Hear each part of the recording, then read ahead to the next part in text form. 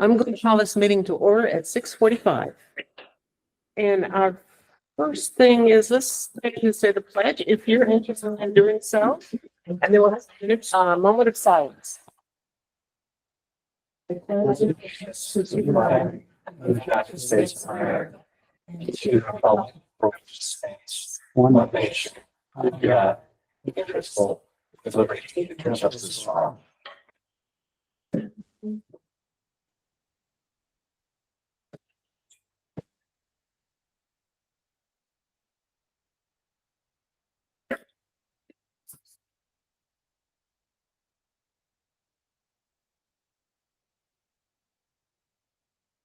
Okay, first item is, are there any amendments to the agenda?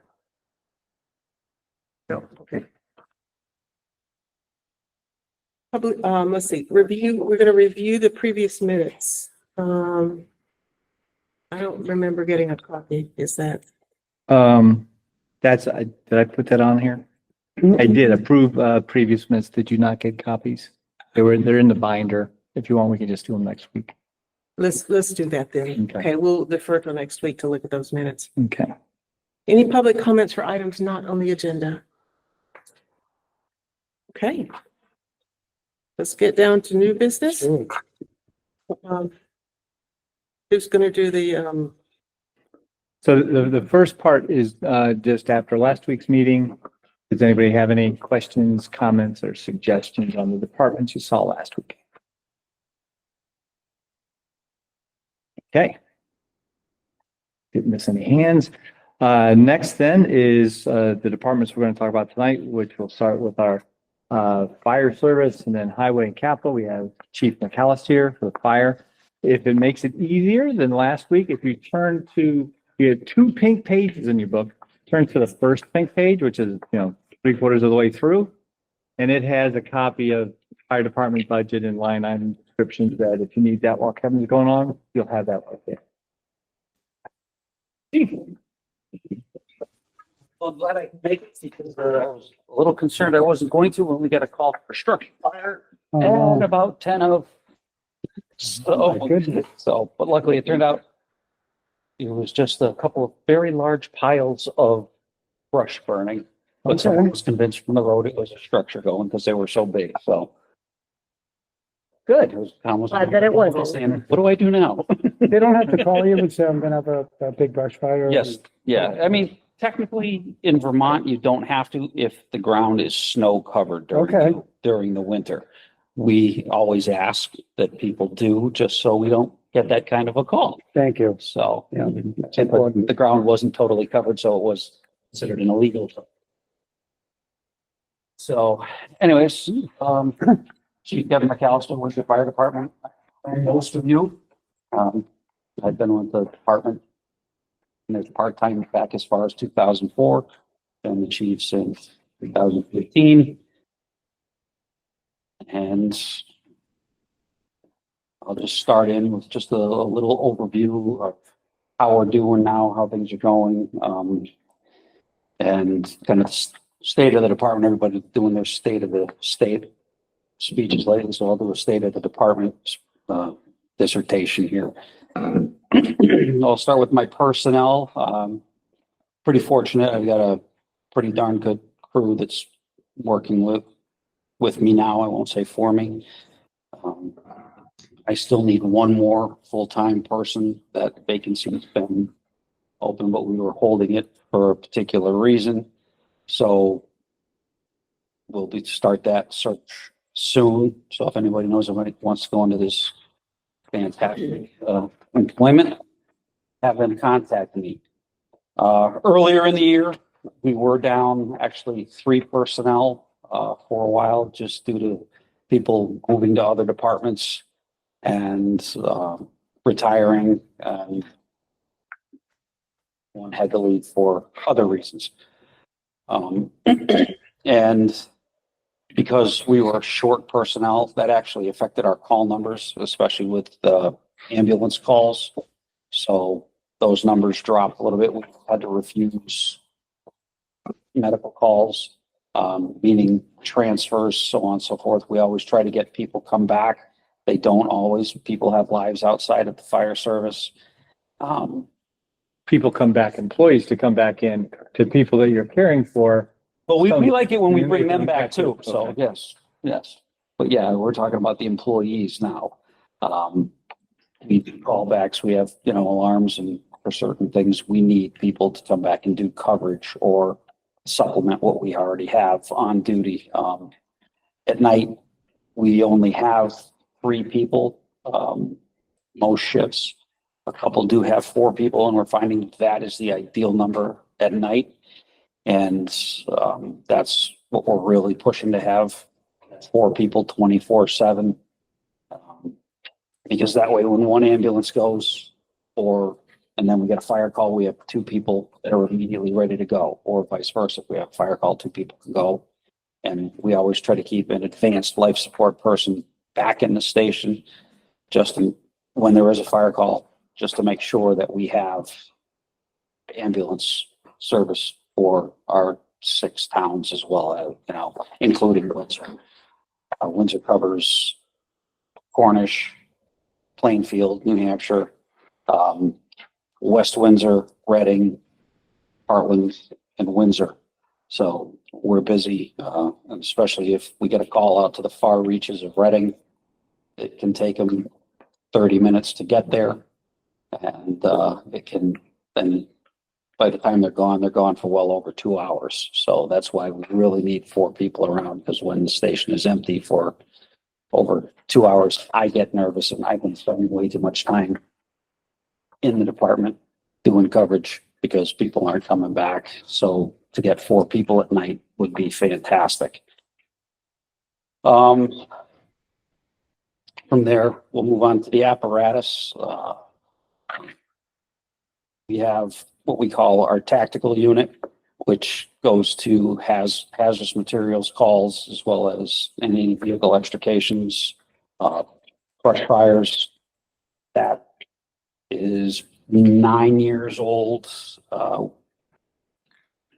Good operating conditions, had a couple lighting issues, but that's, maintenance that happens with everything. We have a 32-year-old going on 33-year-old tanker, which is the one that, is actually being replaced eventually. That keeps getting pushed back. But we'll talk about that piece as well. But that tanker is being traded in towards this newer piece that is eventually showing up. We have a 15-year-old engine. That's like anything in Vermont. After 15 years on the road, it's starting to show the wear and tear. And matter of fact, I've got a mechanic working on it right now down in the base. So the frame is rusting and probably going to need that piece is going to hopefully hold on until the new one comes in, because the frame's going to have to be redone, replaced, whatever. There's the corrosion from the salt on the roads is wear and tear. Engine leaking coolant, so on and so forth. Just hold a piece of apparatus, and these things aren't driven lightly because, obviously they sit cold, they get started up, and then they're going at emergency speeds. So it's not like your car where we can warm it up, let the whole engine warm up before we start driving it. We got to go. Takes its toll. Ladder truck, as you all know, is gone. I finally had to pull the plug on throwing money into that pit. And, it's like having a boat that you're just constantly throwing money into. And when you start spending $26,000 to replace a radiator, so on and so forth, you kind of have to look at, okay, we have a piece of apparatus that's over 20 years old. At what point do we stop doing that? And the last straw was there were some big mechanical issues that were going to cost a lot of money. And I had a discussion with Tom, and I says, Tom, this money could be much better spent by getting rid of this, not putting it back on the road. It wouldn't pass inspection. And it would have cost, I want to say, close to $16,000 or more to put it back on the road, just to make it road legal again. So that went away. It was sold for what I was surprised was a decent amount of money. I figured I was gonna have to pay somebody to take it away. A gentleman that owns a trucking company with dump trucks bought it just for the motor. And he was gonna do something with the rest of it, set it up over a pond for his grandkids and pump water through the ladder, but take the motor out of it. So good. It's over in New York now and no longer seen.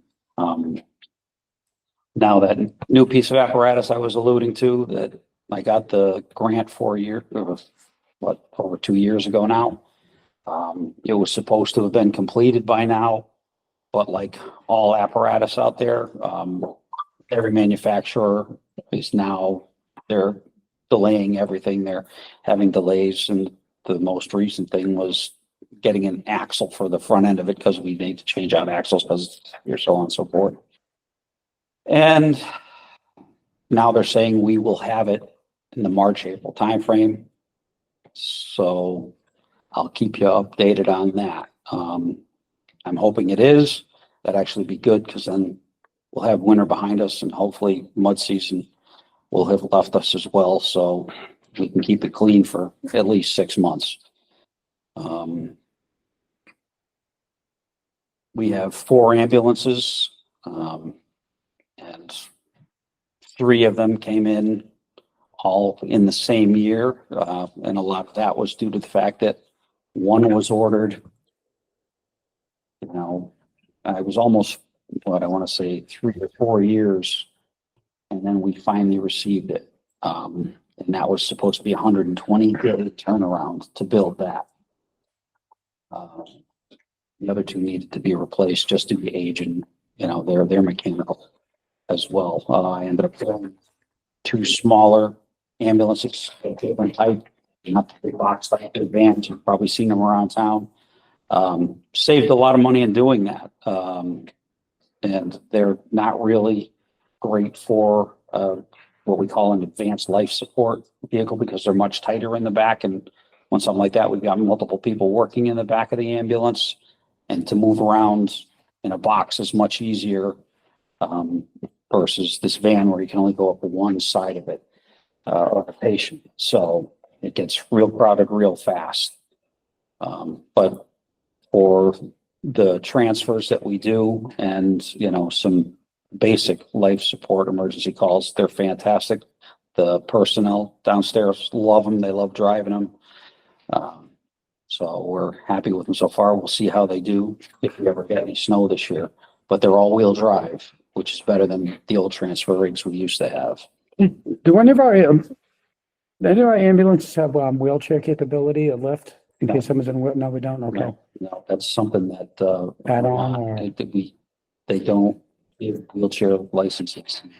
okay, So that actually Mount Scottney Hospital was going to buy us a wheelchair van, but because we are an ambulance service, we can't be licensed in that. So Okay. that's why you'll see go Yeah. across. I was just wondering about that, so. Thank you, Chase. Yep. That, and it's a lot more scheduling headaches to do that. More people, but that's, but speaking of those ambulances, I do have that 4th ambulance, which is a 2015. And normally that would already have been traded out and sent on its way. But because getting those 3 all at once, we're doing our best to keep this one on the road, and we're going to have to order another one. And build times now, you talk to manufacturers, depending on who you talk to, it's 2 to 3 years to build an ambulance now. That's just what they're saying. And they won't even guarantee the price anymore. Normally you sign a contract, and they say it's $125,000. That's what you were going to pay when it came in 120 days later. Now they'll say, sure, we can say it's $425,000. But when it shows up 3 years later, it may be $500,000. And they're doing that with fire apparatus as well. So, we need to order one knowing that it's going to take 2 or 3 years. That'll be a whole different, I won't be here in 3 years. Tom won't be here in 3 years. I don't know how many of you will be on the board in 3 years, but it's going to be a whole different crew. And that's not comforting to me. I don't feel that's fair to an incoming chief. The that that's what he's gonna have to deal with, or she's gonna have to deal with. But that's the reality nowadays. So that's something that you all need to discuss. And obviously, I'll come back to discuss with you again, because this is one of the advanced life support ambulances that's being proposed. It's gonna be 12 or 13 years old by the time, you know, it gets here. So, any questions on any of that? Can you say what percent of the business is transfers versus emergency calls? You know, amazingly enough, they're all about, and if you look at the, did you get them the graphs that I had? They are online, but they are not in the books. Oh, okay. They're, go to the online thing, it actually, I have everything broken down. They're a little, they're all about 33%, believe it or not, which actually surprised me. I figured we did a lot more transfers than we did 911 emergency calls. And part of that being is that certain hospitals will call for an emergency transfer from one hospital to the next. Mhm. So those now get included into our emergency calls versus an interfacility transfer, when in reality, that's all it is. So, you know, it's revenue brings in, What's the 33%? there's non-emergency transfers, emergency transfers, you know, those are all interfacility, and then emergency calls. Okay. So they're all split that well, and each one of those comes in somewhere around $350,000, you know. So in revenue Uh-huh. generated. So the number might be different, but the revenues Yeah. are similar. Yes. But it's interesting because we actually do charge and get to charge a lot more for our emergency calls. And especially if we get into advanced life support versus, you know, basic life support. And then it gets, I won't get into the weeds because it'll confuse even me. Because if we use certain drugs or interventions, we get to charge a lot more money for it. So that's why I have this wonderful lady downstairs that does the billing for us, and she reads the reports and knows exactly how to fill this stuff out, and is continually having to go back to school on this stuff. So, So Chief, I'm looking at the quality ladder truck, right, that we don't have anymore. Yeah. And, right? No. So simply, it says fund balance of 313 and then 26, 27, 28, 29. Do we still owe $313,000 on the 99, on the ladder truck, or? No. No, so what, I That's how don't much know what money- that means. Bob. What this means is when you vote on a capital budget, and that'll be, the whole capital budget is later on, you vote to assign funds to a certain line. Okay, So over the years, we've accumulated $313,000 to put towards the purchase of a new ladder truck. okay. So okay. that's what's all of these, that's money in the bank, not money. Okay, so those, and then 26, so that's money, like, in case you say, listen, okay, it's time, we gotta get, we're already kind of started the ball rolling on pulling the truck, is that what's? If we need a down payment or something Yeah, like okay, that, that's yeah. gonna help out with it, okay, that's good to know, and then I'm gonna say another thing too is, I spoke with the chair, because I wanted to, get together with Chief and Tom.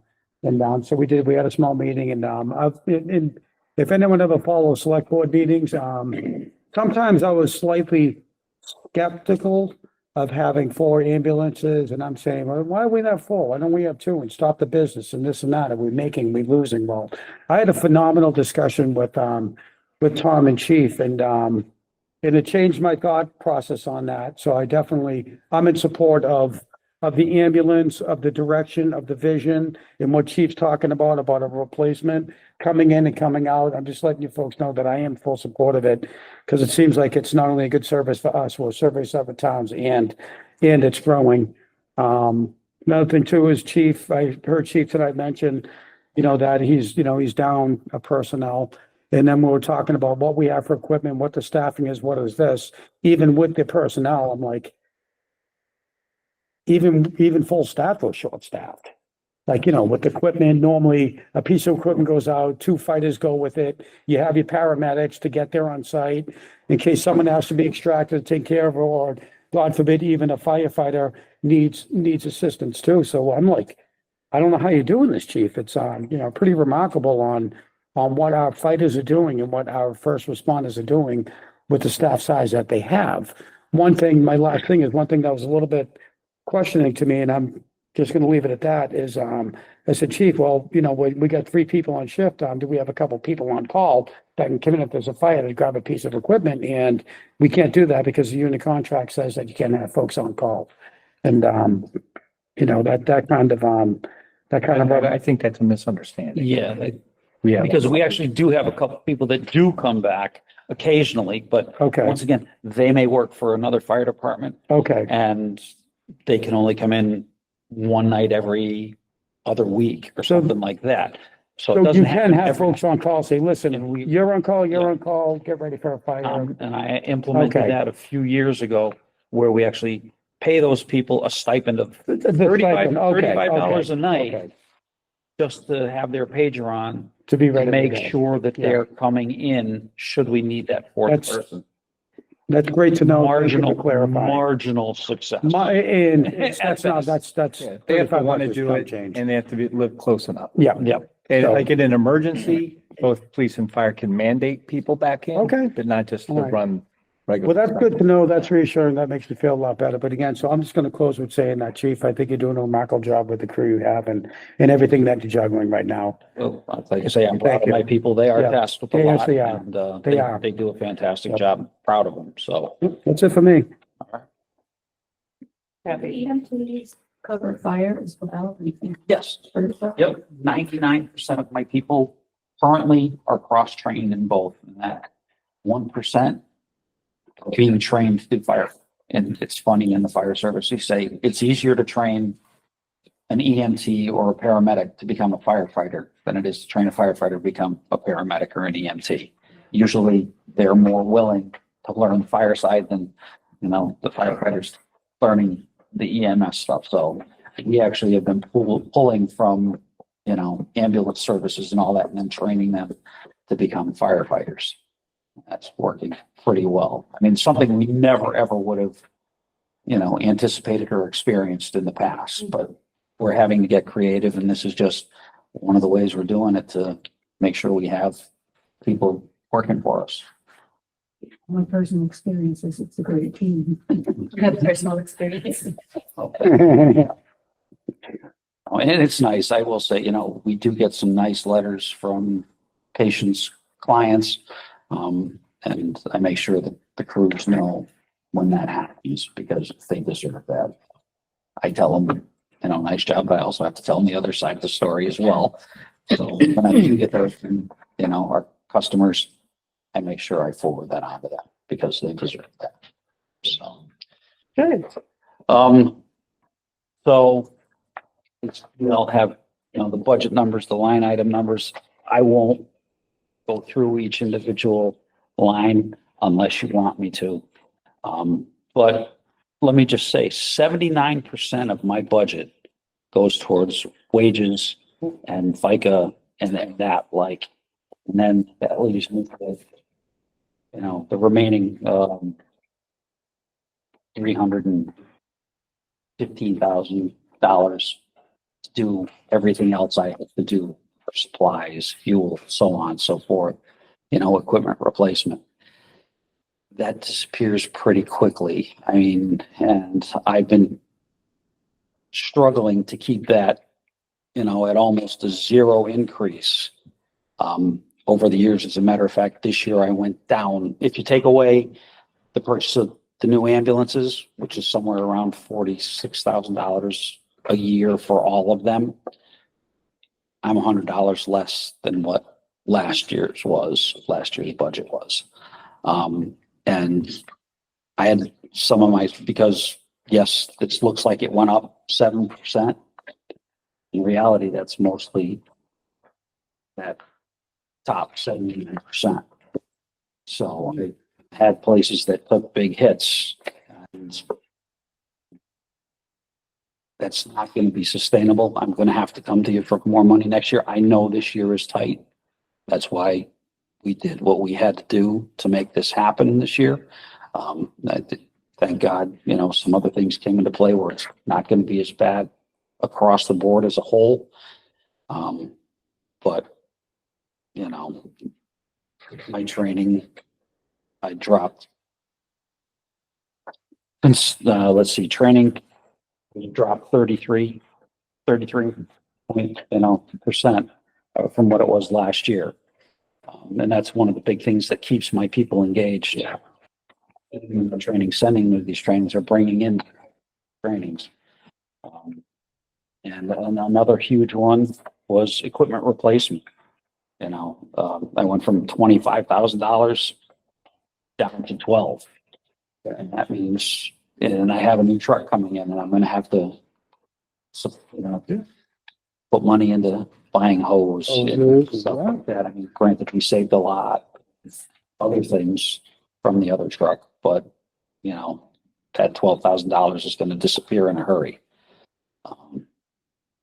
I've been trying to buy little pieces as I go along, knowing these kind of things are happening, but you know, that's, I've done the best and Tom's been good to work with and, you know, we get creative with, you know, where can we take this from and put this where I'm still able to operate and my folks are able to operate safely. Next year, I'm going to have to ask for more money. So. Do you have any idea how much? The next that you're looking to increase the ask next year? I mean, I obviously want to get that training money back and I'm going to have to look at, you know, our costs are going up for anything we buy, just like everybody else in the world. So to do it at zero as I've been doing, it means I'm actually buying less and less and less anyways. So I haven't crossed that bridge, but I anticipate, you know, it'll be a number. It won't be anything. I've never been, you know, outrageous when they my requests. I try to make responsible requests and that's all it will be. So no, I can't give you a number right now. So notice you estimated $1,000 less of fuel. Am I reading this correctly? Yes, yeah, the newer rigs, Oh, are, that's the reason. that's, yep. Okay, okay. Yeah, the other one's got, I think, all of 5 or 6 miles to the gallon. These are averaging already at 15 to 20, depending upon the kind of trip they're making. So Good. that and the fact that we're going from having one engine and a tanker, and I'm now moving those into one piece of an engine tanker. Yeah. All these little things come into play. Good. $1,000 isn't, you know, a lot. Not a lot of money. Right, but it all helps. It's fair. Yep. Yeah. Well, I think it's indicative of, we pay attention, you know, and just because the number goes down doesn't mean it's written in stone. Lots of things can happen to make them change either way. Yeah. You know, the other thing is, you know, with police and fire, we say, you don't need them till you need them. And, the other day, Kevin and I were going through some prior year budgets on, you know, where some money came from. And we were talking about grant money we got during COVID. And it wasn't just grant money, but it was because our department did an awful lot of work in regional support for those vaccine clinics that were going on and things like that. There's not a lot of this level of expertise in our area. And, you know, that was an extended emergency. And the guys really were kind of put to the test. I mean, every call had that, and then they went out and they took on additional responsibility for the state to help with that. And nobody sees that, but that's what's in the budget. And the other thing is we just submitted the paperwork to get $185,000 back in grants that, you know, Kevin was, you know, instrumental on for those radios and what, 500,000, like round and hundreds of that for the truck. Yep. So there's that 600,000 that doesn't hit the budget. Yeah. Because he's doing things you don't have to, you know, and man, I don't like putting together these budgets, but that's a heck of a lot easier than one of these grant applications that he has to go through. So, I mean, it's not free I money. don't know which I I'll tell you tell that. more. It's just so, you know, I have put in another grant for little over $400,000 just to replace medical equipment. And that's, once again, it's one of those highly competitive ones, so there's no guarantee. But I mean, our stretchers are now getting to be 15 years old. Our stair chairs to get people up and down stairs in these tight houses where we can't get stretchers to. Yeah. They're, some are 20, some are 15. They're all outdated. You know, I do have a couple stretchers that are 8 to 10 years old, still within their life period, but according to the grant, they've gone past their life period. So I put in for it, and fingers crossed. See what happens. We'll know sometime in September. When we go through the capital budget, the expectation is we are on a rolling, fleet-wide refresh system for the ambulances and the dump trucks and things like that. But as Kevin was pointing out, the delivery isn't what it used to be. And there's nothing to indicate it's going to change for the better anytime soon, nor with the pricing. So the intention is not to get into that situation where we were before, where everything is old and everything has to be replaced. So I don't see anything else coming in that's going to hit next year's budget, just because we're not going to receive it in time in order to get it and make a payment on it. But between that and our current labor contract ends in June of 26. So I think the people who were involved know that we had a pretty significant rate increase last year, but all that did was bring us to market. And the market isn't getting any better out there. So I don't think this is going to be a particularly friendly to the taxpayer union contract negotiation. So it's not like, boy, if we just get over this hump, like something systemically is going to have to change, not just in Windsor, but around to how we provide all kinds of services. But there are a lot of clouds on the horizon. Don't worry about it. Catherine? Fire department. Do you do any purchasing with the other departments you work with, or you can share? We do, and that's, you know, like our phone, for example, you know, we buy what we call cold water in 5-gallon buckets. And what we'll do is regionally we'll buy a pallet or two, you know, we'll say, yep, I need this many. And that brings the price down tremendously for us. How much does it make a difference though, when you get to the bottom line? Is it? It all helps. Once again, you know, we're talking about $1,000. Yes, you know, that could save, you know, $500 when you're purchasing foam, because 5-gallon bucket of foam is a lot more expensive than you would think. Especially now with all the EPA considerations and all that have to go into anything that comes out of that hose. So. I was reading about the fire at the, that happened on State Street, remember when I can't remember the name of the preceding Willows.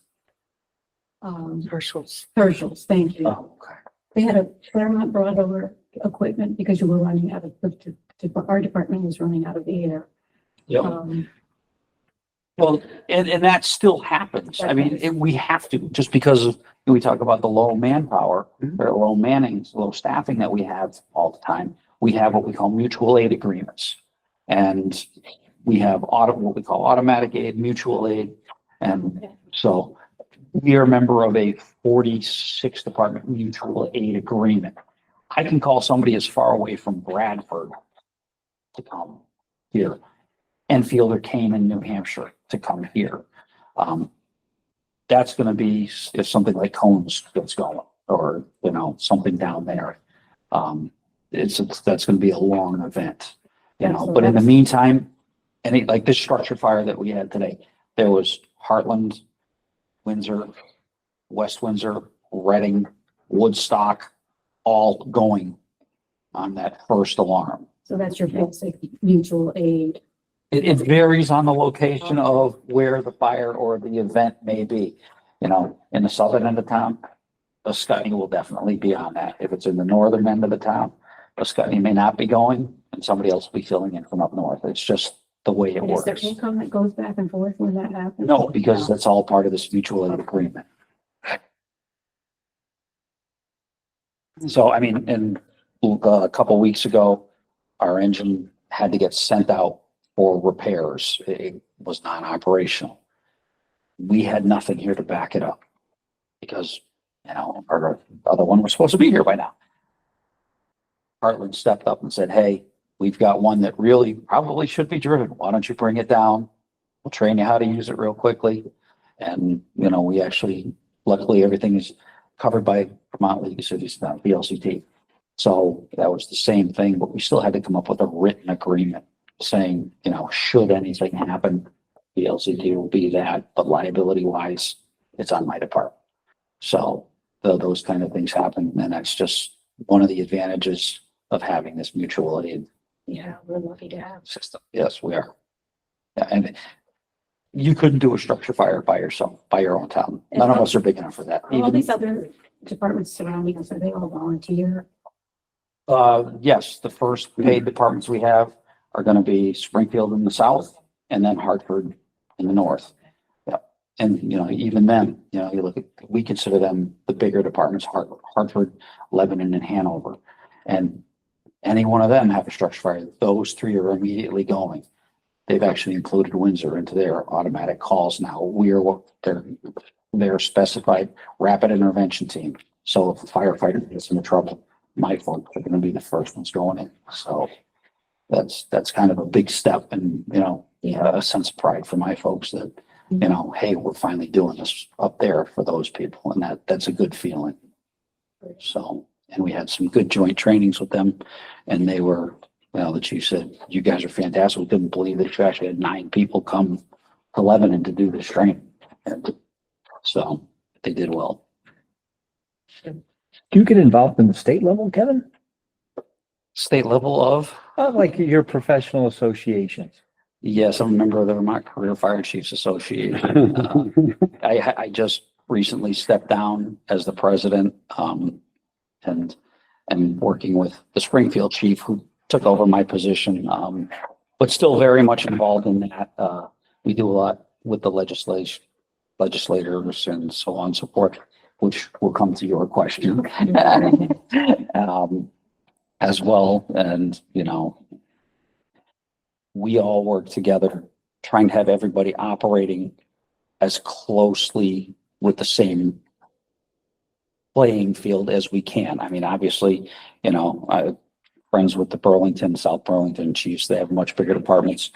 But you know what? They have the same headaches. They're just bigger. So it's nice to be able to put those. And I can put an email out to any of these chiefs across the state and say, hey, what can we do? If any of you experience this, there's always somebody. So, you know, I've been able to say, yeah, hey, actually, I've done that. So it works out well. I'm also the Vermont director to the International Association of Fire Chiefs, which is worldwide. And we, you know, do a lot. And right now we're dealing with, you know, obviously the chiefs in California, they're asking us for help, so on and so forth, and help them, they help us. And as a matter of pride, first time ever, a Vermont career chief is now on the executive board of this international, first time in the creation of this since the early 1900s. So Steve Locke from South Burlington is the second vice president right now. So may not seem like a big deal to you all, but it is, because once again, this is a worldwide organization. So that's good for Vermont, puts us on another map. Any other questions? What's that? Would you like me to address yours? Yes. Okay. She sent an email to Tom the other day concerning, and it's good because it was something that this is where the Vermont career chiefs were pushing our government representatives to pass this House Bill 622. It's now known as Act 157. And what it does, it's good in theory, and they're still working on it. There actually is a survey that just came out, and it's a multi-part survey where it just got part 2 yesterday, but it's going to be many parts to this to figure out how ambulance services in the state of Vermont can collect some repayment when we go to a call and we do not transport somebody, but we provide emergency service. I'll use an easy one. We go to somebody's house that is overdosed, we administer Narcan. Usually that brings them out of, their medical emergency. They don't want to get transport. Okay. We can't charge for that. We go to somebody's house, perform CPR, best of our abilities, doing all kinds of medical interventions, pushing all kinds of medications. We can't charge for that because we don't transport that patient. Right in the thing, if you put no miles transported, insurance companies, Medicare, Medicaid will say, nope, can't charge for that. So what we are now working on is that what this is for is that we still submit to private insurance, Medicare, and when they say no, we go to Medicaid. And that's where, the health services that they're talking about here, they want to be able to give us some money back. It's going to probably average out somewhere between $165 to $250. They're still trying to figure out where that money is going to come from. Right now, as they passed this back in June, I think it's June 6th, they passed it and they only had $74,000 allocated towards it. That's not going to be enough. That's gonna stay. So that's where these surveys are coming out.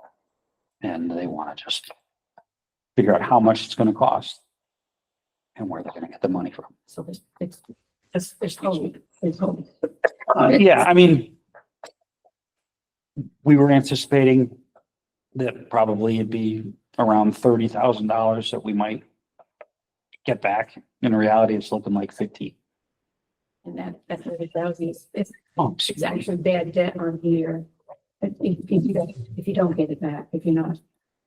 Yeah. Well, if we don't bill it, it doesn't even show up as bad debt. Right. Okay. Just increases our operating costs. Gotcha. Now, if somebody has no insurance at all, not on Medicaid, nothing, would they be eligible for, and would we be eligible for any kind of reimbursement under this legislation? Not under this. No, that's. And I bring that up because, like the other day, we had one of our representatives in talking about assistance with blighted housing. And the wording was, if somebody was what were those things? Private equity out-of-state owner. So there was an onus on what type of organization owned it in order for there to be steps taken against a landlord that was not performing well. And the point here was, it doesn't matter what the ownership looks like, it's the building. And this is another thing that I think they're hearing, that we're responding to a lot of calls where there is no recourse. They don't want transportation and we don't get paid, but there's this provision that says, Medicaid patients that don't have, if you're a Medicaid patient, there may be a way to get some money back. Well, there are people out there that have nothing. So again, this stipulation that there's some kind of attachment that's away from what the actual issue is. I never really thought of legislation in that way, but oftentimes you see that it's not as effective, not meeting the goal of what it is. And there's these kind of, it must just be the politics of things. If they didn't put a rider on it, then they would have to come up with their own money. And I think that is problematic. And we got to go.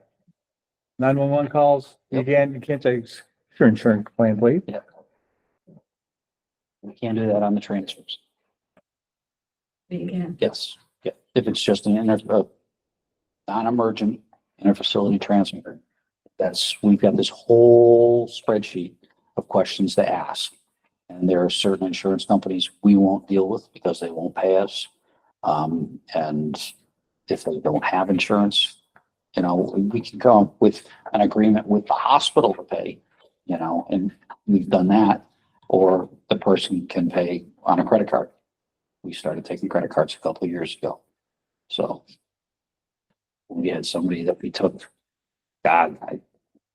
was it down to Rhode Island or something, and they paid on a credit card. So that's where they want it to be. And technically, we're really only supposed to transport up to 30 miles. And in this rural area, that is not a reality. To get somebody back home, someone could be skiing at Okemo and live in Barton and end up at Dartmouth Hitchcock and need to get transferred home because they can't sit in a car. So they need to be laid down in an ambulance. Some insurance companies will cover it, others won't. And that's where the private pay comes in. So you have someone doing prior auths in your office? Yes, Okay. Yeah. Good. as I say that. Yeah. An administrative assistant, she does all our billing and all that. And she's fantastic. Everybody downstairs knows that if it's on a Saturday or sometimes after hours, she'll answer the phone and, take care of that.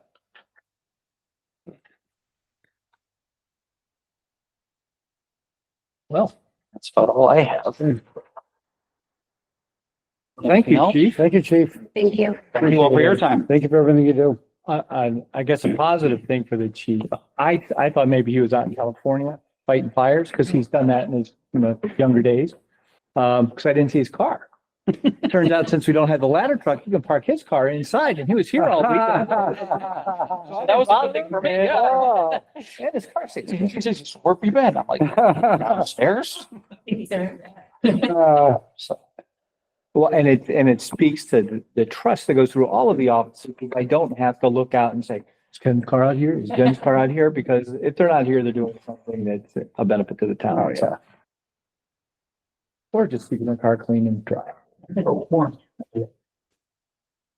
Okay. thank you all. Have a good night. Yep, thank you. Highway. Highway that? department. That's me. Yeah. Let's see. That means that he just keep turning the pages. Section. That's public work. This should be as easy as you want it.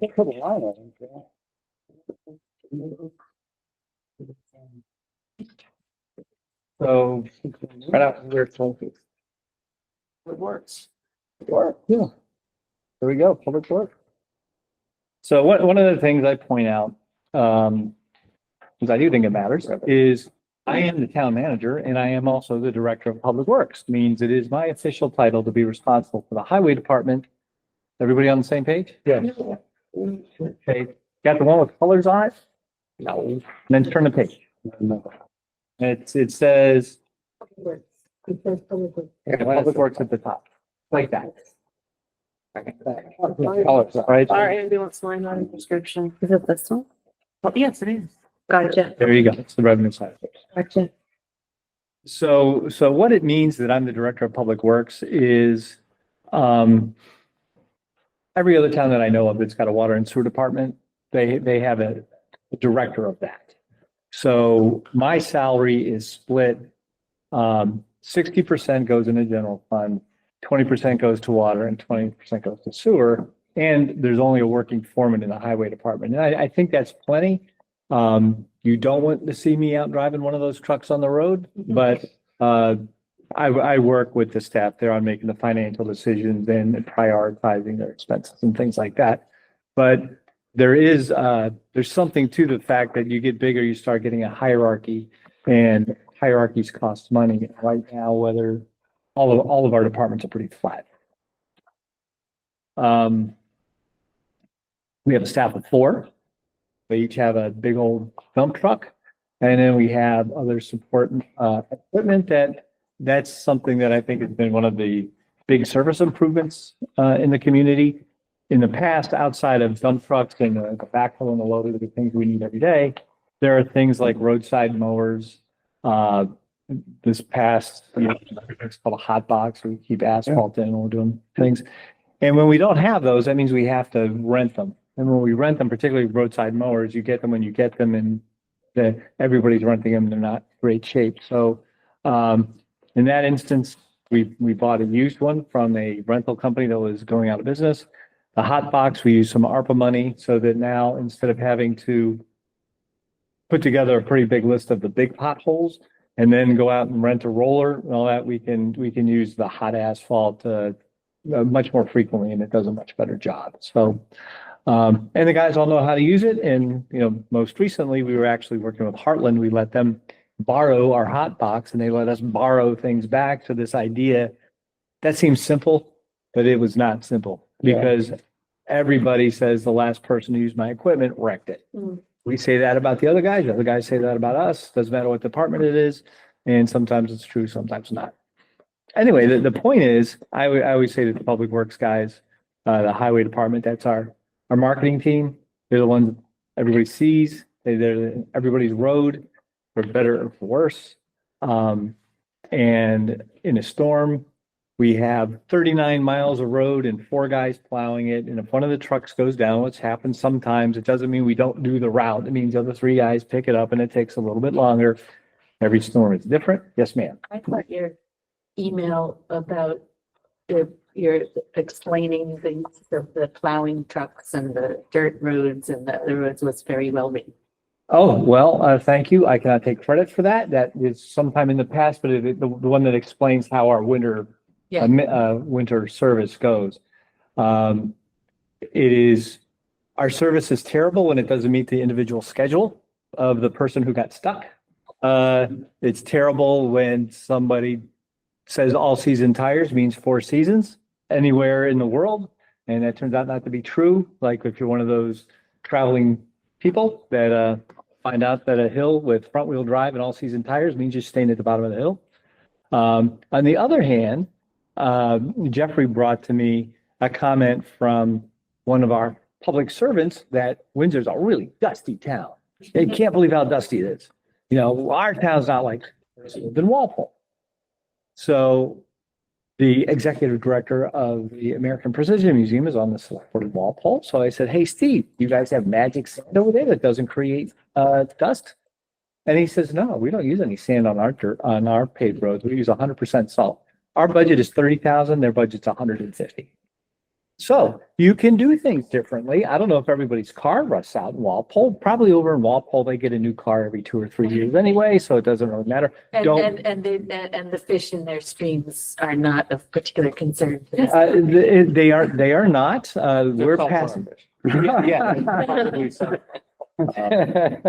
Don't buy a used car from somebody who has a Walpole address. But the point there is that's probably the comments about what happens on the roads in the winter is the most prevalent one. And there are certainly people who bring baked goods to the highway garage and the complaints.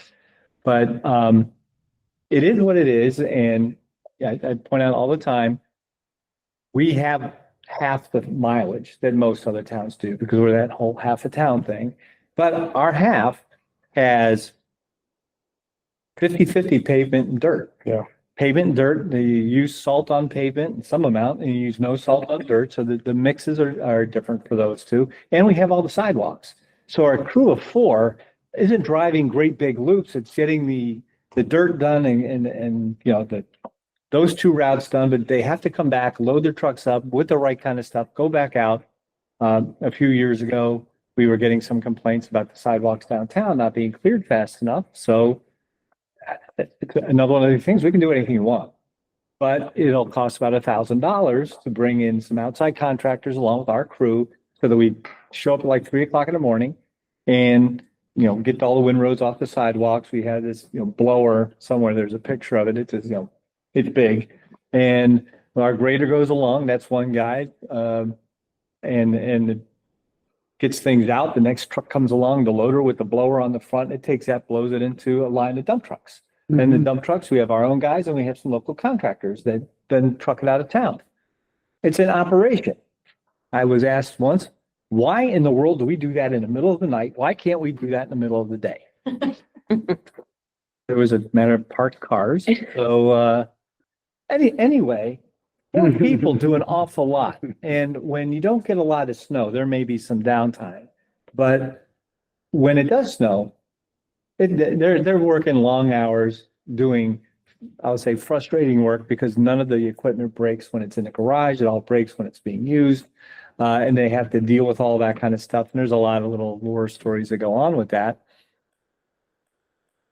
but you see what happens, or what they do, and the revenue is almost non-existent. There's a line on in there for a grant. That's not a grant, like we apply for it every year. That's just money that the state divvies up based on the number of mile roads you have and things like that. And when you get into the operations, there's 4 people, 4 trucks doing this kind of stuff. And there's truck payments, there's, cut down trees. We do contract out mowing. We buy some asphalt. We pay Weathersfield some tax on the gravel pit. But even that, I don't think most people would know. We have the gravel pit down right at the Weathersfield Windsor town line, and they'll spend a couple of weeks anyway in the summer going up and screening the sand and trucking it up to town. That big pile that was down behind the station is now back on the Goodyear property. So just that is a lot of aggravation. The other part is that the guys can't take vacation from really November to April. Yeah. So when there's only 4 guys and they only have 6 months to take their vacation, we're almost always down 25% of our crew, and they still get it all done. So, no one's crying about how hard it is and what a miserable life. I mean, the guys all like it. They all are local. They do a good job, but there's not a lot to the department, and a lot is expected from them. When you do look at the capital budget, it is another thing where we're on a rotation basis as long as the trucks are available, and we're pretty well keeping up with that. When I got here, the town had $43,000 in the bank, and an axle had just broken on the worst truck in their terrible fleet. And that was in the fall. So we went over to Reed's and bought a used truck for $43,000. They were nice. That's all the money we had. So we had no money in the bank and a really beat fleet across the board. And we've made great strides with that. But I think anybody who's done chores at home and they're using their tools, when the tool breaks in the middle of the project, that's frustrating. And you got to go to the store and you got to fix all that stuff. Well, imagine being in a snowstorm and something breaks on your truck. It's only going to get worse for you. I mean, everybody, I don't have to explain the situation, but I don't think it's a service to the employees, no matter what they make, to not give them the equipment they need to do the job we're asking them to do. And it's pretty clear people expect the roads to get plowed. And we don't, as that thing explains, we're not out there 24/7. We're out there as we're out there, meant to get people to work in the morning and home in the evening and around town during the day. But it is a challenge if you have to get anywhere, if you're a second shift worker or something like that. But it's really not different than if you got out of town, that 91 is going to be any better. That's really how that works. I'll be glad to take questions on that, but that's kind of the highway department in a nutshell. Yes. I got a couple of quick ones for you, Tom. You go. There's 2 that stood out to me, the meetings and training and the contracted services. Okay. And did we basically cut that last year in order to try to help balance the budget, or because it seems like in 24's budget compared to 26 change for those, it's not that much different, but I'm I thought it gonna, was weird. well, I think there are a couple of things. Well, that I expect is almost entirely related to us training 2 different people for their CDL. And given the labor market of what it is, maybe you don't know, a couple of years ago, we went to the high school and we said, we will hire any graduating senior to do any job they want, as long as they show up for work and are willing to learn. And a young graduate took us up on that, went to work for our highway department. We paid to put him through get a CDL school, and he has really been as solid. He's only 19 years old now, and but he's doing good work. Prior year to that, we put another guy through who went on to greener pastures. So I imagine when I come back with a trimmed down budget. As I mentioned, I showed this budget because this is what everybody says we need. I will trim it down and I'll also be going over, we do this every year. So what happens? And sometimes it doesn't work out. Doesn't always work out. I mean, it's not catastrophic or anything like that, but it's not like I'm wave a wand and let's just lower the numbers. You lower the numbers and we end up being over budget in some of these line items. So, the training, all of those kind of numbers end up getting based on like a 5-year average. And things like that, we don't know. We may end up having to train somebody else again on something like that, but I think we can roll the dice on that. And the other one was contracted services. Yeah. Contracted services is when we need a contractor for equipment bigger than we have. Like say we have to call in Blanchard or Pine Hill or something like that to do road cuts or just bigger loaders and things like that. And that is some years we make out on that, some years we don't. Was some years you make out it, and so that would be a place that you could possibly lower the thing and roll the dice that we would not need that, and then it may or may not be the case. Like if you go back, you look at fiscal 23, actual was only about $9,000. But fiscal 24 was $25,000. So we budgeted 15 this year, but going back, it's more likely that we will need $25,000 worth of work than it is that we'll need $15,000 worth of work. But none of that is premeditated. That is, we get ourselves into something and we need to call somebody in to help. So, but that would be another one where we'll go back and say, why is that average off a bit? And even if the average is exactly right, it doesn't mean next year is going to be that. So, when we get to the end of all of this, is all the way through it. If you want the same services as we've had in the past, this is what it costs. I can trim the numbers, but it doesn't make them any more true because they're lower. We'll just, and as any of the department heads will tell you, we spend the year going through the line items. And if something's out of whack, they just adjust it someplace else. And the idea is the bottom line should be in good shape.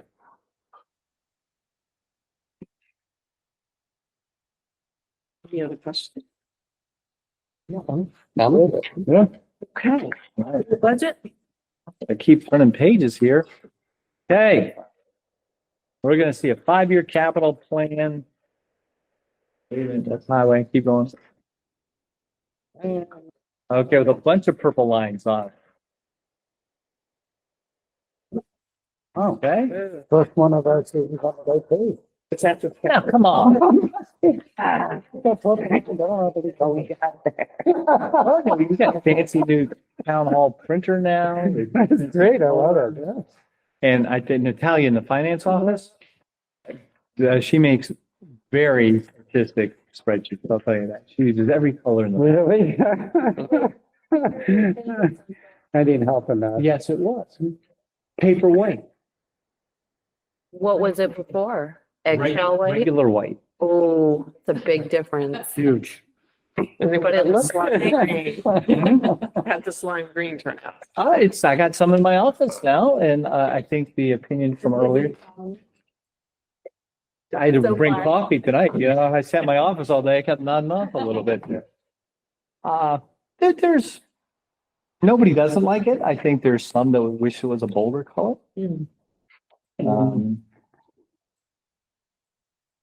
That's, I learned both at home and in the office. Stay away from paint colors. We will be painting the Welcome Center this summer if everything goes according. On the outside, the same color that it is now. Not part of the budget, just throwing that out there, okay? So who pays for it? Who pays for it? You said it's not part of the budget. Oh, it's not part of this budget discussion. No, we'll pay for it. I just wondered. And that we will, we'll get to that. So if we're looking at this page. Okay. The capital budget is one of two places we're allowed to accrue money. Capital budget and our reserve fund. Yep. So what this process is financial institutions like to see that you put some thought in to what your bigger ticket item needs are going to be going forward. This is not a capital budget in the sense of all of the town's assets we have accounted for, all of our pipes and roads and sidewalks. We have a value to all of that. We get insured on all the big buildings and that kind of stuff. This is more of what kind of cash do we need in order to keep the operation. So the select board is asked to approve a budget for 5 years, and the only number that is going to be written in stone when that happens, and that is not tonight, is if you look across the top, you see 26, 27, 28, 29, and 30.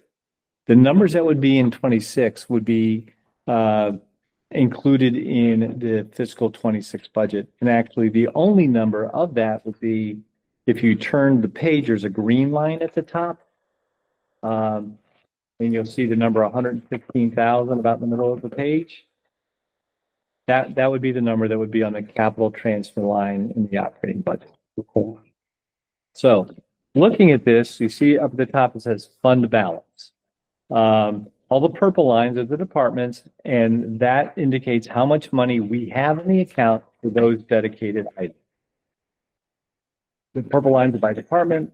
In between are just the line items that are in there.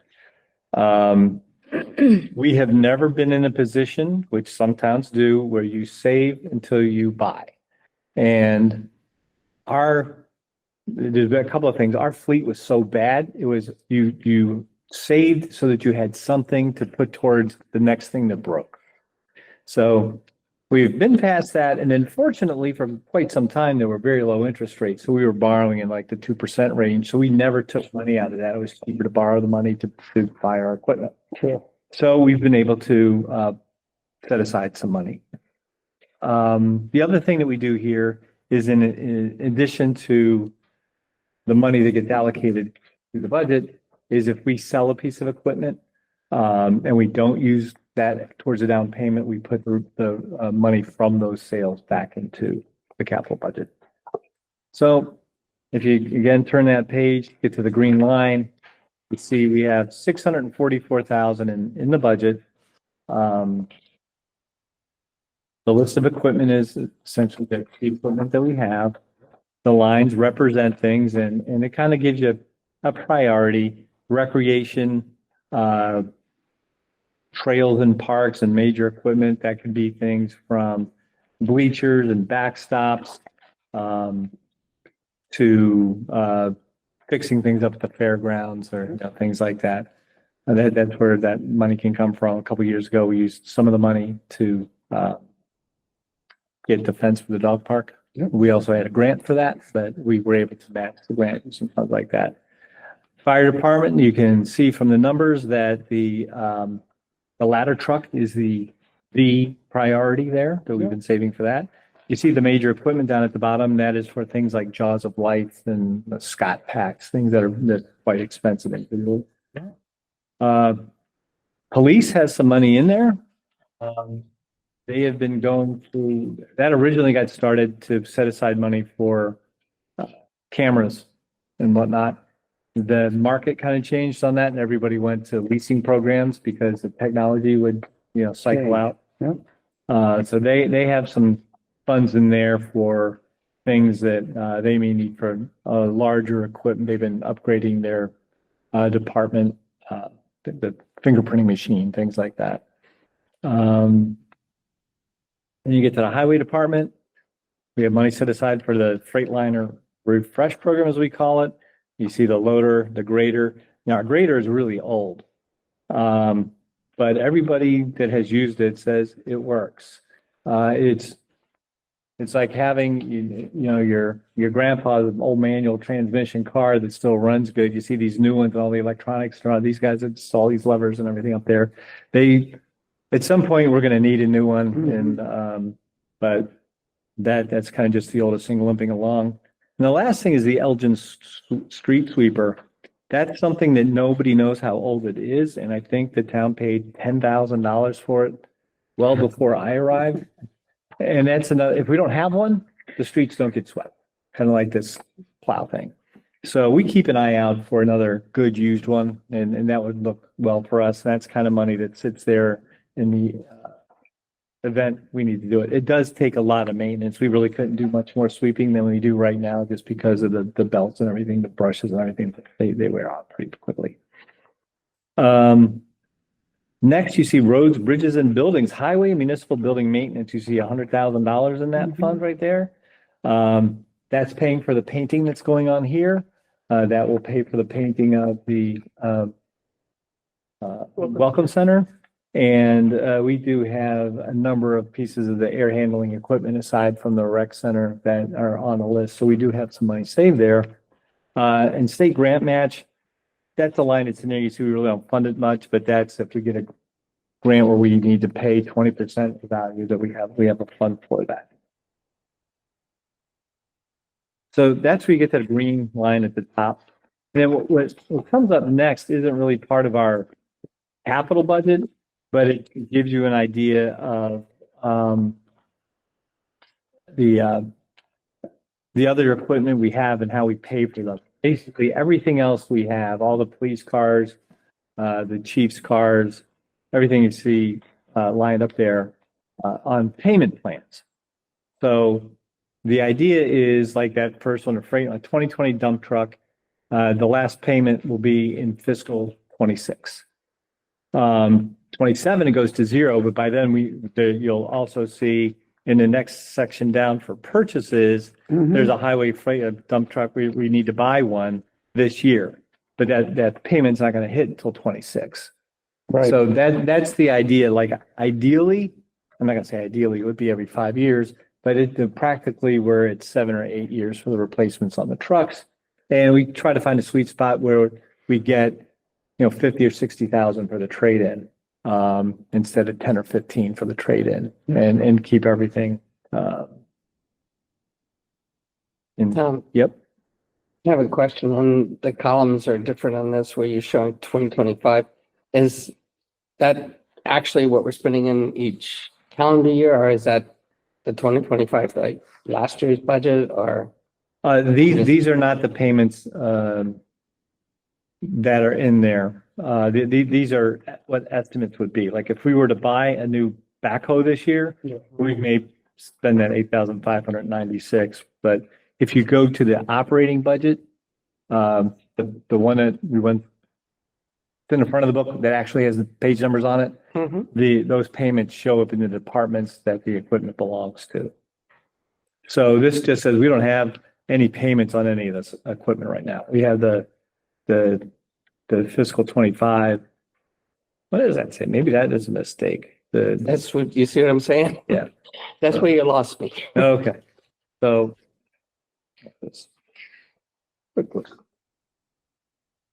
And the interesting thing is 25, 26 are exactly the same.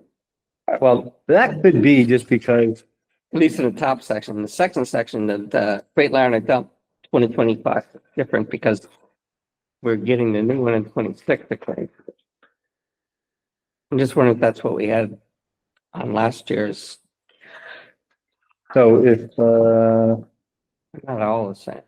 if you go to page 18 of the budget that's in the front of the book, if you have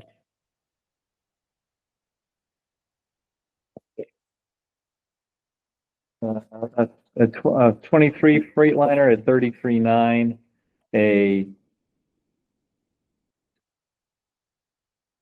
23, what do we got down here? F-350 at 13,000. Those are the only two trucks that we're paying for right now.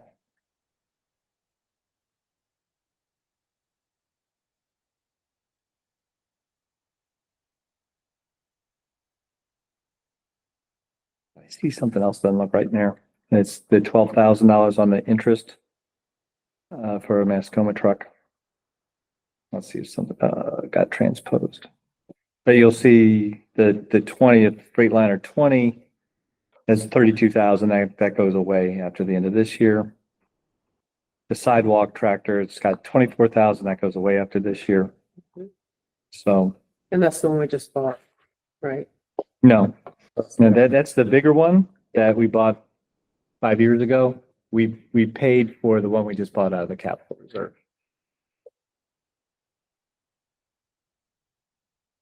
So I would say the numbers for the purchase price are kind of like market guesses.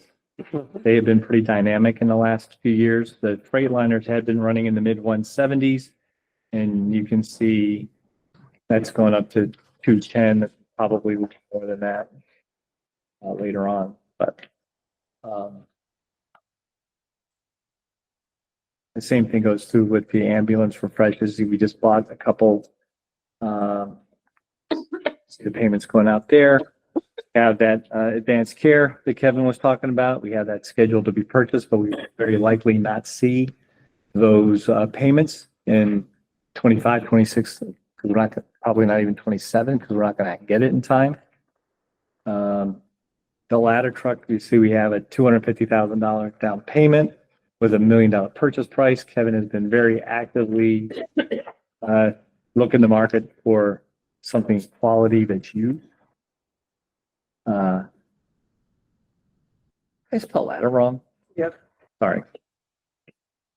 At least I noticed. That's all right. We knew what you were talking about. Okay. A larder truck. So again, that's not something you vote on. That's just something that says, here's the fleet and here's the intention of paying that. And then the final section is to give you an idea of what all of our bond debt is about. For those of you who don't remember, we spent a whole bunch of money on that stone dam.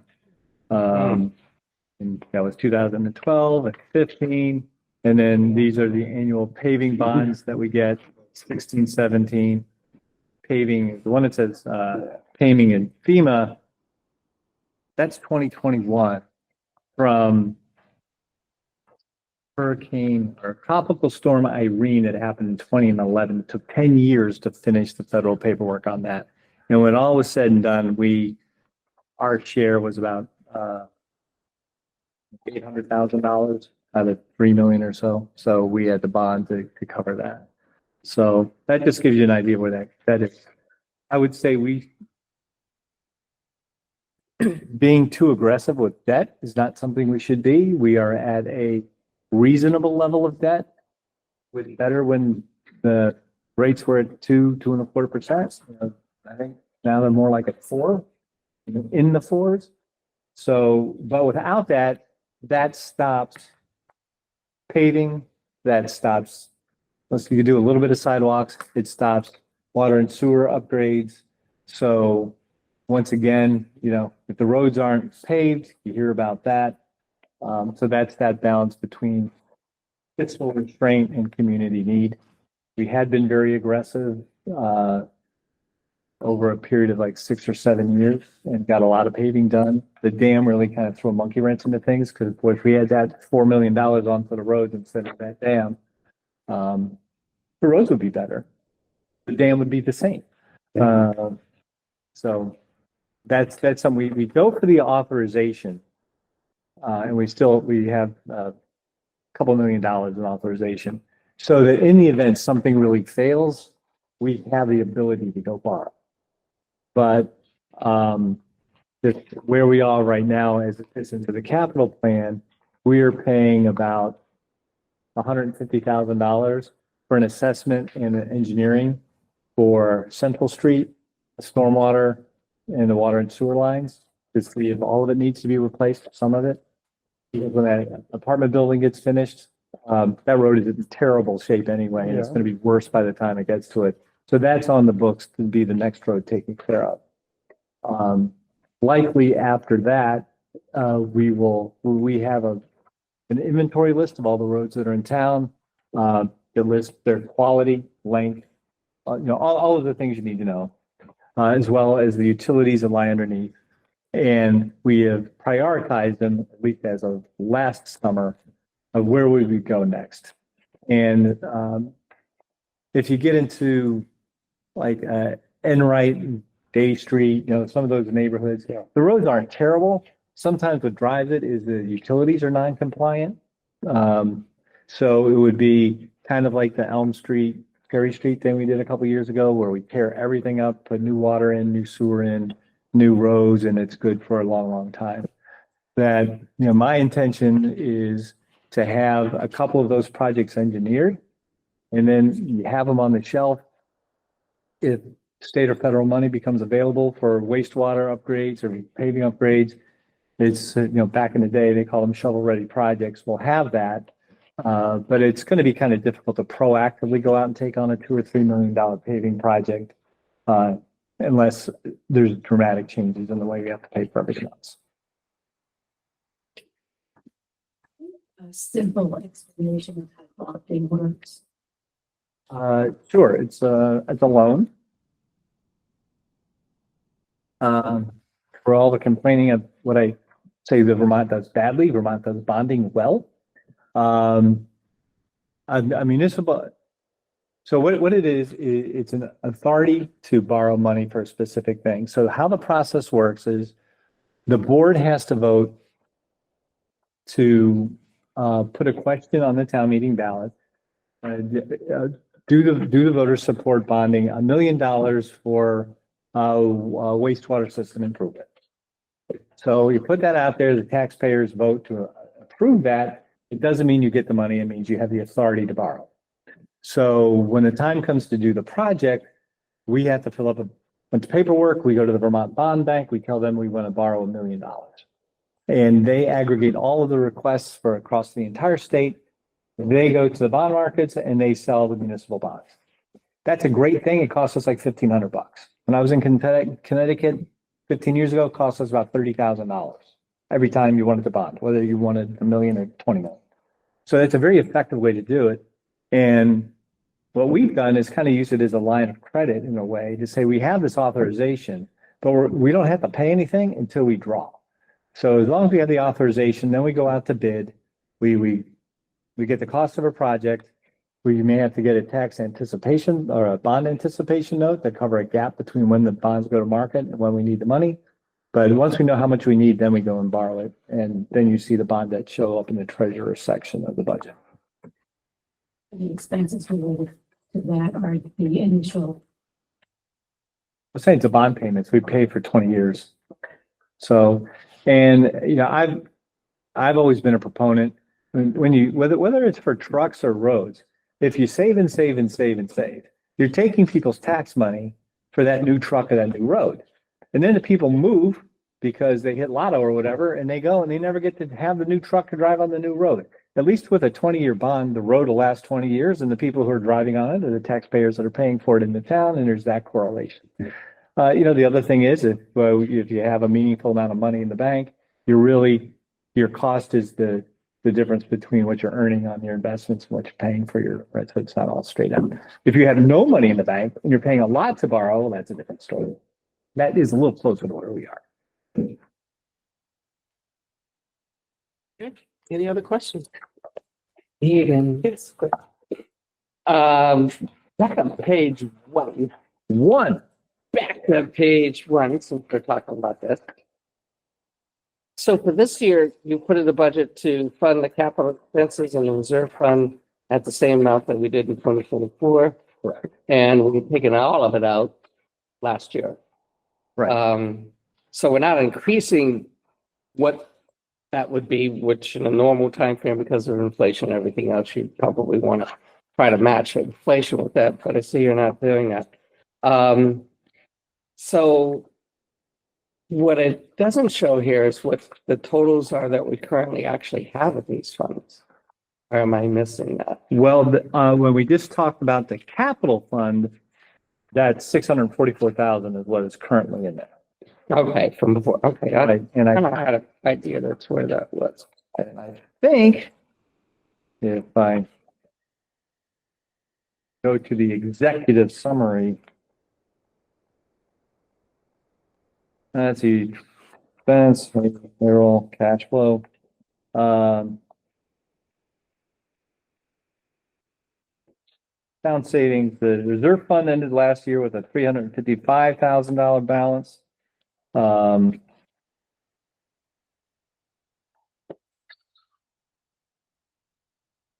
capital.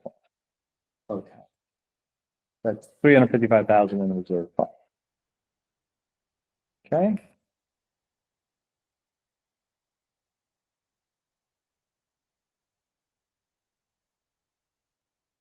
What use would you classify that we've spent or out of the reserve fund, just for people who may actually watch this, who cares? But know exactly what that does for us. Reserve fund has two functions. A day-to-day function is it gives us something we can use for cash flow. As we discussed, expenses and revenues don't correlate, so we need to pay our bills on a regular basis. The other thing is if we have a unforeseen circumstance where we need a bunch of money right away, a couple $100,000 to replace something, in order to spend it, the board has to vote on that. I can't make that decision. The other thing, which is something I'll go into more detail next week when it comes to the cash flow, that when we put 200,000 into the operating budget to save, we're collecting taxes on that $200,000 before we in that year. We don't have any of that this year, so that's another 200,000 we don't have to use for cash flow and what's going on. So we are really jumping through hoops right now, waiting for the next tax collection to come in between the increased, 100,000 plus per school payment, not having this. We've already paid for these radios, for example. That's another 185,000 that we haven't been reimbursed for yet. So there's all these things that don't happen inside the budget that are good things, but our cash flow is really tight. So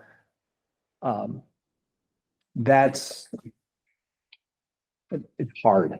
I'll say that it's hard following all of this. That's where Natalia and I have been working a lot in the last week. I think last week I told you, we're at like a $46,000 net surplus over all of these years. And that's what the accounting software says, and that is right. But the numbers don't tell the story. So where we have been in the past is everything would run through all the grants, for example, as an easy example, run through the operating budget. And so some years we may have a $15,000 grant surplus because we got money in from expenses that we spent last year. That doesn't tell you how you stand against what you folks have said. This is how much money you have to do the things that are on these line items. So we've been going through and ferreting out and making columns of this is the operating budget. This is a surplus or deficit from bonds. This is from ARPA. This is from COVID, and this is from other. And when you're in it.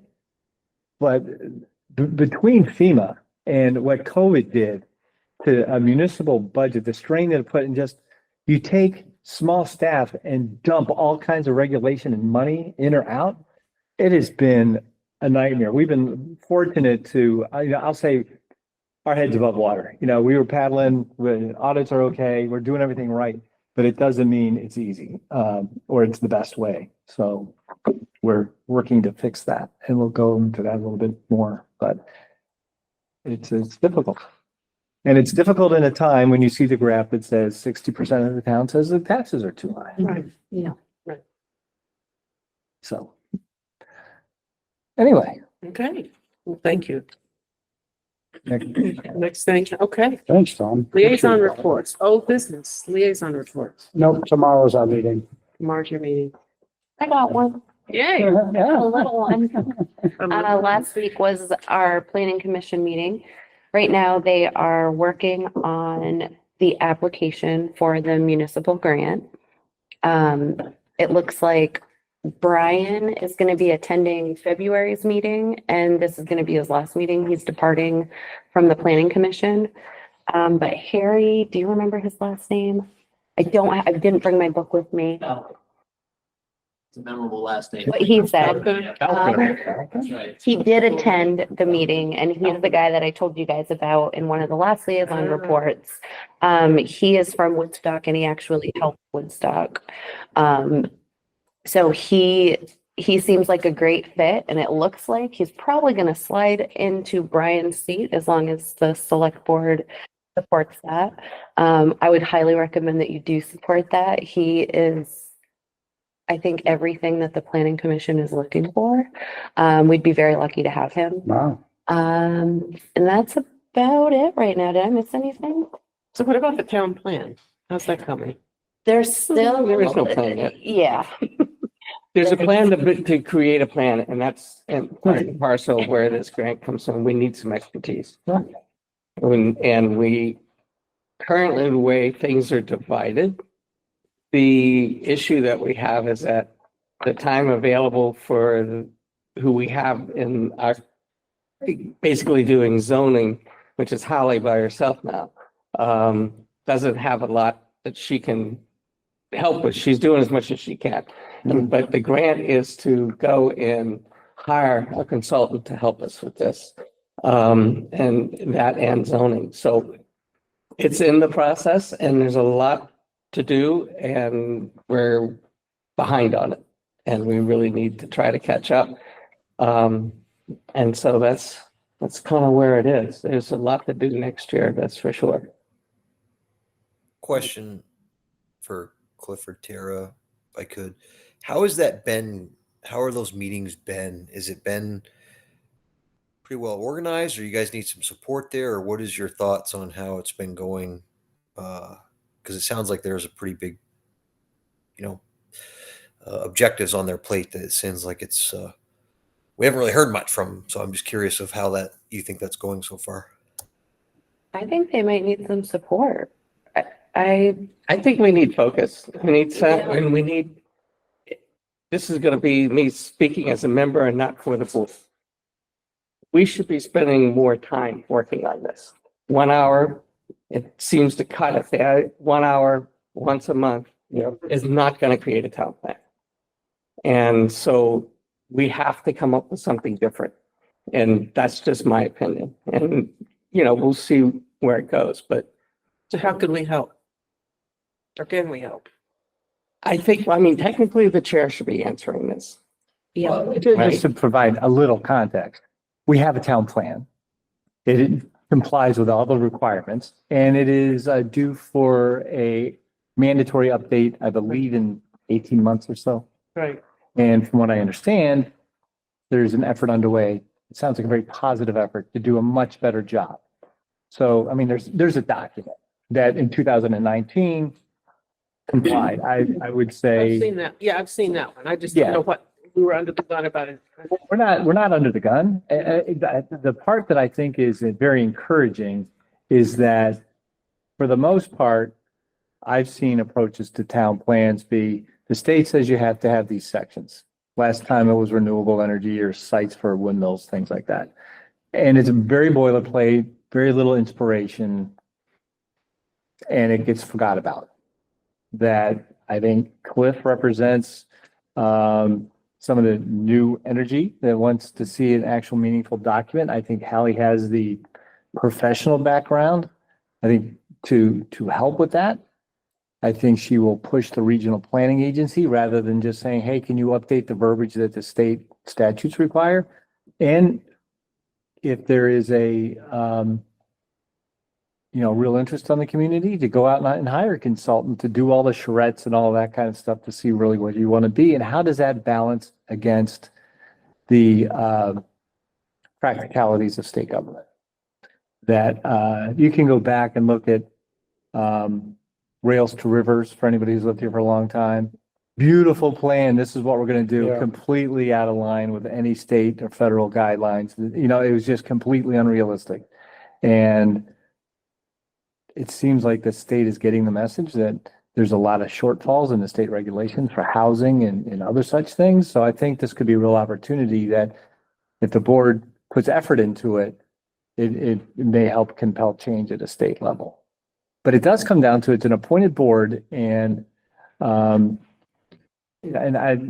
say it out here in public. When Bob was the zoning administrator, he ran it, and it was the Bob Haight show. Bob had a lot of vision. Bob did a lot of stuff, but I think he was a crutch for most of the folks on that board, and he's not there anymore. And this this isn't Jordan. This isn't where Haley's from. She needs to scale where she's from. And that local input and the passion that Cliff was talking about is going to be needed. The community needs to get behind it.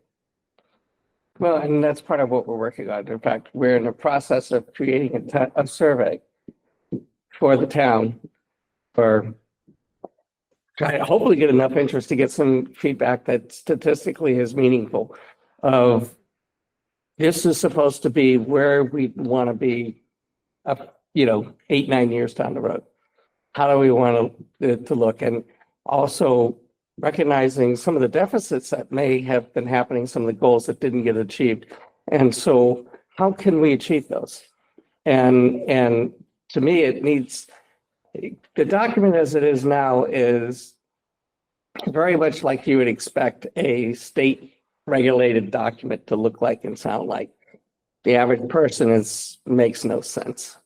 And so we're hoping to create a document that's going to be a much more friendlier kind of live document. Still put in all the boilerplate stuff that needs to be there, but also create something that's a lot clearer and that this is really the direction that the people in the town want to see the town of Windsor go. And that's the answers we need to get. And that's going to be what I'm saying. It's going to take a lot of time. That's a lot of time. We can create a survey, but we got to get people to take it. We put it on Survey Monkey. We see how well that works on the town side. It doesn't really get it. We're going to have to do a lot more than that. So that's why I'm saying this next year is going to be requiring a lot more time than what the board has been used to, in my opinion. The rest of the board may agree or disagree. I don't know. So what do you think of the right side of the tracks report?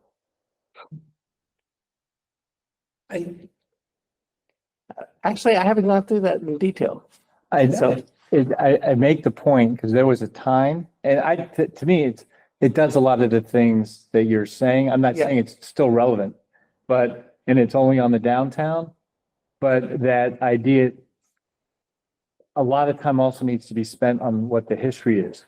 Hang on 1 second. And that's part of the problem because we don't always know what that is. We're looking in the dark. You guys are done. Yes. Thank you. Thank you, guys. Thanks for putting me in the hot seat. I'm sorry. I can handle it. Well, thank you. We have videos of the right side of the tracks. Did you know that? Yeah, there was a whole series that was done.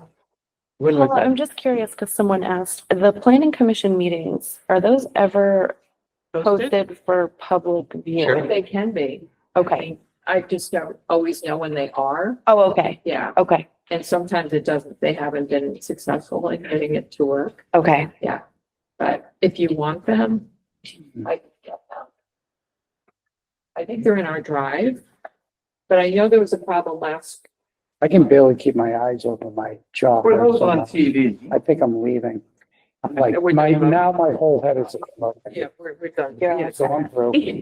This is Oh, wow. down State Street. Okay, Catch up with the things. Hope you feel better. this is the depot, Hope you feel better. the station restaurant. This is planning from the 1970s when somebody at the state level thought there would be 35,000 people in Windsor by like 1995. Wow. So This is incredible. that's, these were found in the back and it was part of a big planning study that was done. And that's where having a good working. I gotta. No, he's gotta leave. Yeah. You talk. Getting there though. Okay. Yeah, I don't, my point to the whole thing is the reality has to be founded in what this overreaching state will allow you to do and what directions they're saying, because Right. it's a lot of work to your point, and I hope we get some people involved to it. I hope so too. It's gonna take, to me, it's gonna take not just a planning commission, it's gonna take putting together some sort of a town plan subcommittee, whatever, I don't know what we're gonna end up calling it, but it can't be done just by us to do what's. It sounds like we expected. do need the consultant. So I think the consultant would be a tremendous help. Yeah. Also helping us a lot with zoning, Yep. which does have to be updated because the Yep. zoning is out of compliance in a number of areas. And that is because of the new legislation just passed having to do with the modifications to Act 250. So we have to become conforming to that. And we were trying to write that ourselves, and then we realized, and I brought up aptly, who here has experience in writing these things?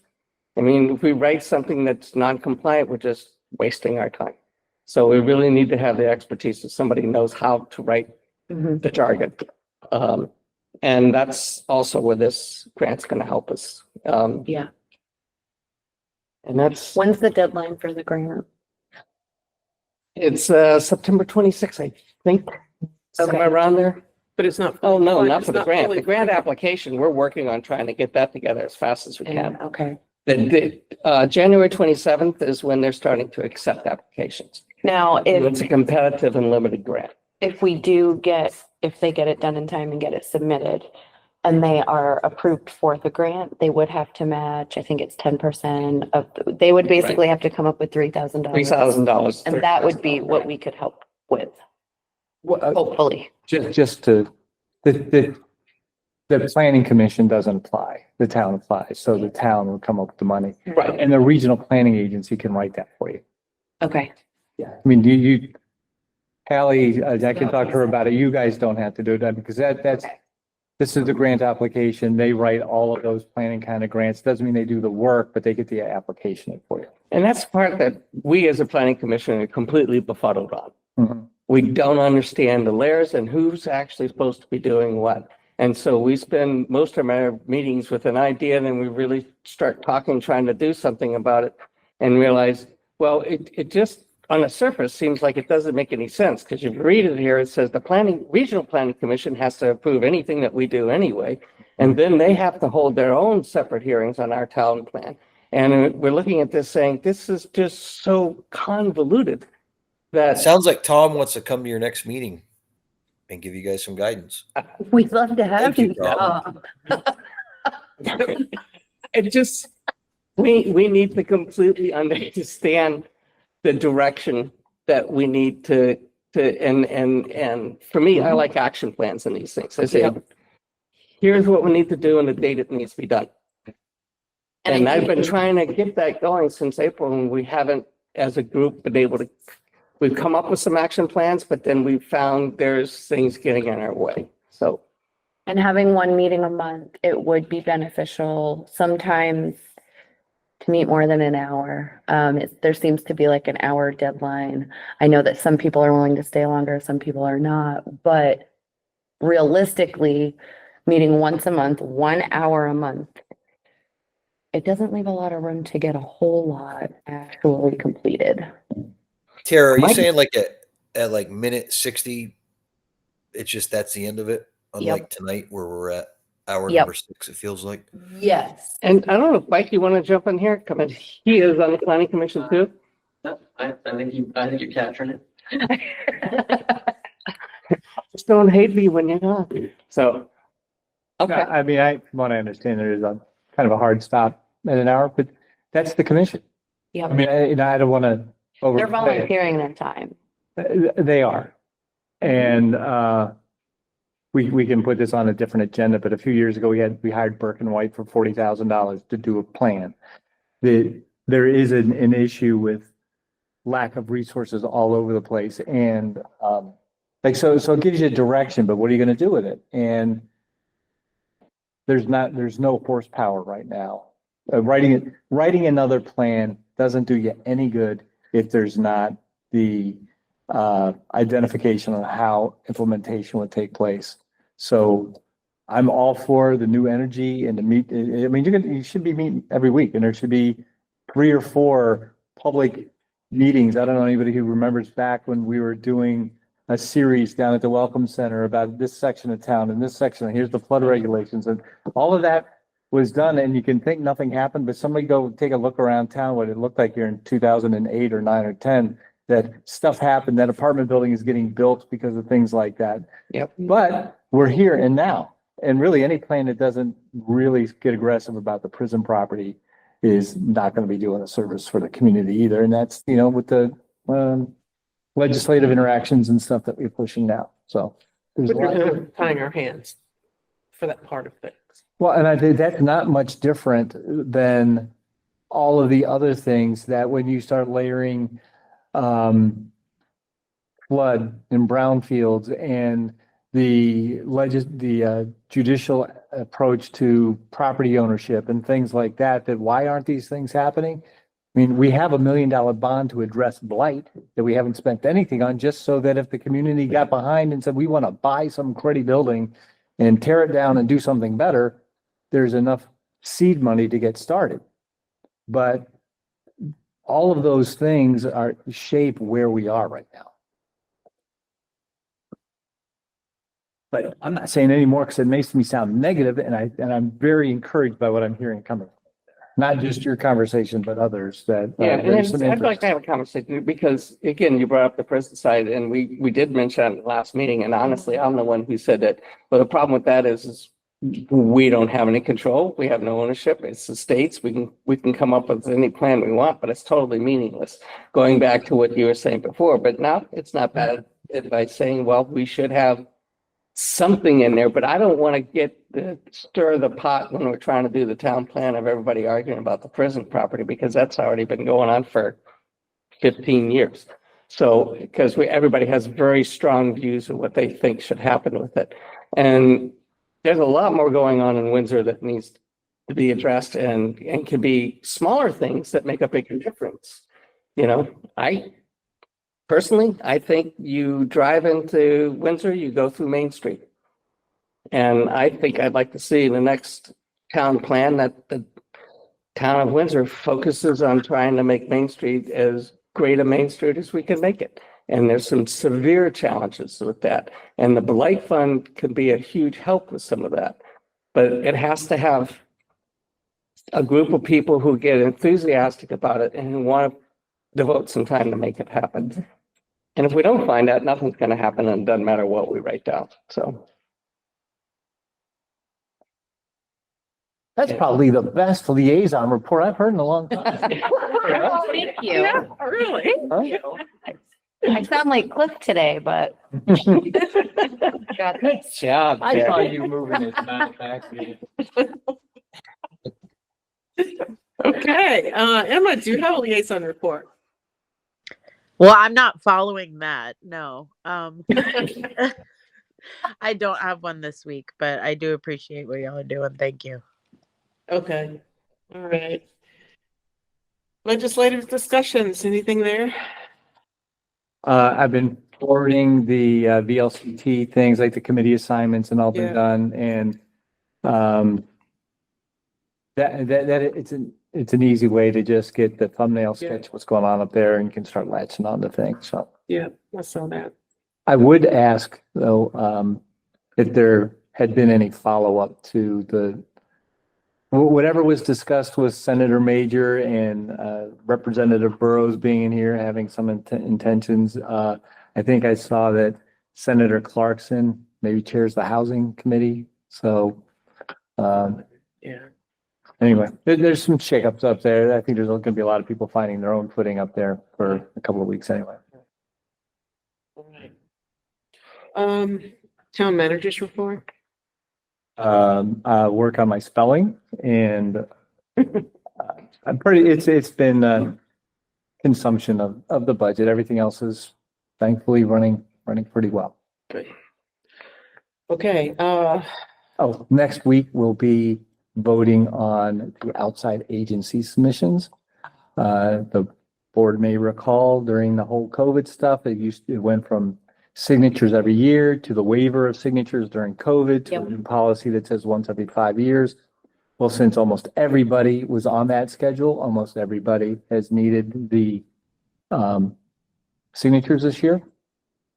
So some are doing well, some are not.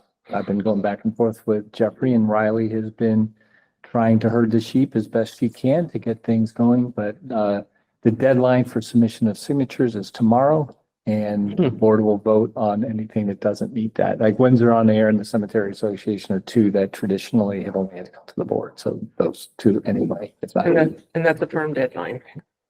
Yeah. Putting it up there. Great. sign orders. Do we have orders? Oh, we do. I'll make a motion to sign the orders. I'll second. Emma, how do you vote? Aye. Brian? Aye. Aye. Aye. Okay, so we do that. How about public comments for items not on the agenda? Okay. And who's here? Huh? I'm drawing a blank. You got, oh, Paul left. Yeah. Okay, all right. So, this has the cover sheet on, like, I think it's up for last week. Okay, so, board member comments. Emma, do you have a board member comment? Just to say, I really appreciate the thought and effort that Chief McAllister clearly put into putting his budget together. And thank you very much, Tom, for the highway stuff. And that's it. Thank you. Ryan, do you have a comment? No, I don't. I just appreciate everybody's effort and all this stuff. Vera? I just want to thank everyone on the budget committee for volunteering their time to help with this and all of our department heads. They're awesome. Yeah, and I would just echo that. I think everybody's doing a hard job and doing good work on a hard job, and we just keep plugging through. Okay, Keep on plugging. so I guess we're gonna, well, we gotta finish signing orders first. I'm having oral surgery next Wednesday, so I will most likely be remote, but I'm gonna try to be here. And how many more signatures are we gonna need besides mine and Tara's on these? I will include, I'll bring those to the meeting next Wednesday, Oh, so so that'll work. if Okay. not, we can have somebody come in. All right.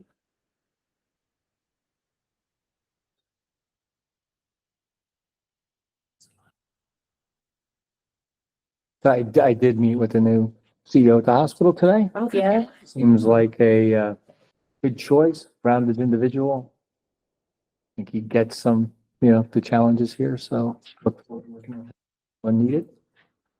He's also meeting with our chiefs later in the week, so.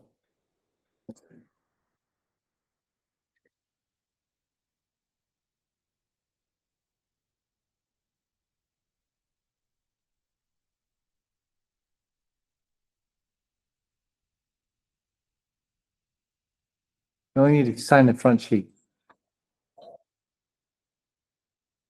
I can please help. You know what? Signing them all doesn't hurt, but last week we had some illness in the office, so I didn't have staff that organize it so well.